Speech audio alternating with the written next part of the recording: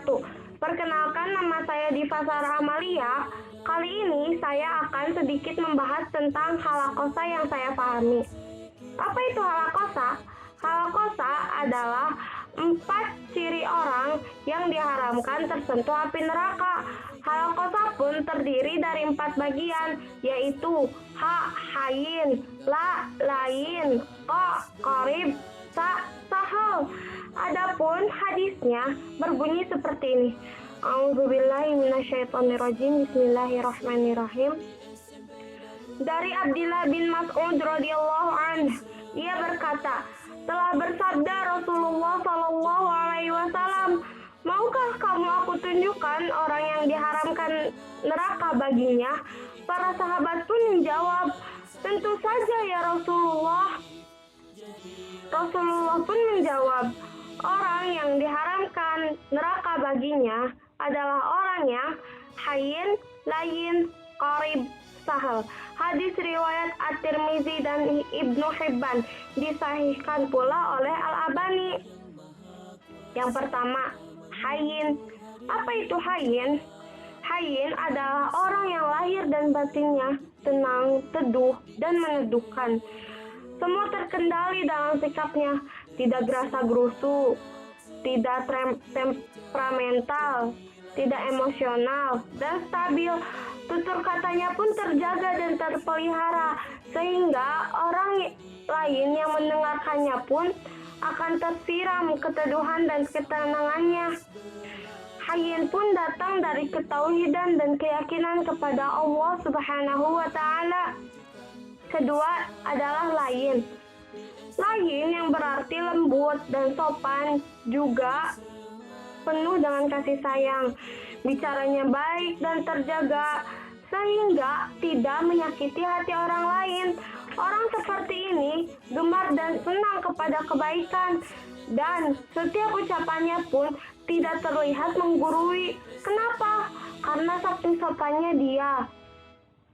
Lain pun datang dari hati yang rahmatan lil alamin. Ada satu kisah tentang lain ini, di mana seorang ibu yang penuh dengan kasih sayang, yaitu seorang ibu di Kolombia yang datang ke kebun binatang. Dia di sana tampak sedang menunggu seekor singa hingga akhirnya singa itu menerkamnya. Namun ternyata tidak diterkam, tetapi singa itu memeluk rindu perempuan itu. Kemudian diketahui bahwa rupanya perempuan tersebut 5 tahun lalu pernah menolong singa itu saat masih kecil.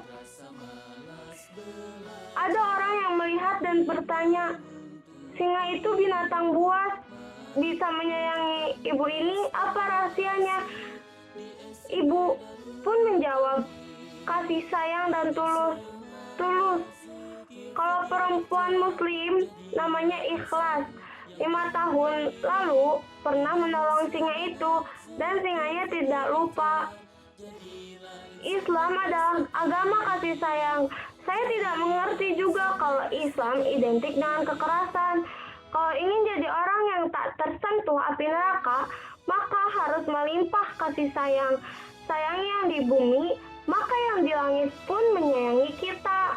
Tambahnya, yang ketiga adalah qorib.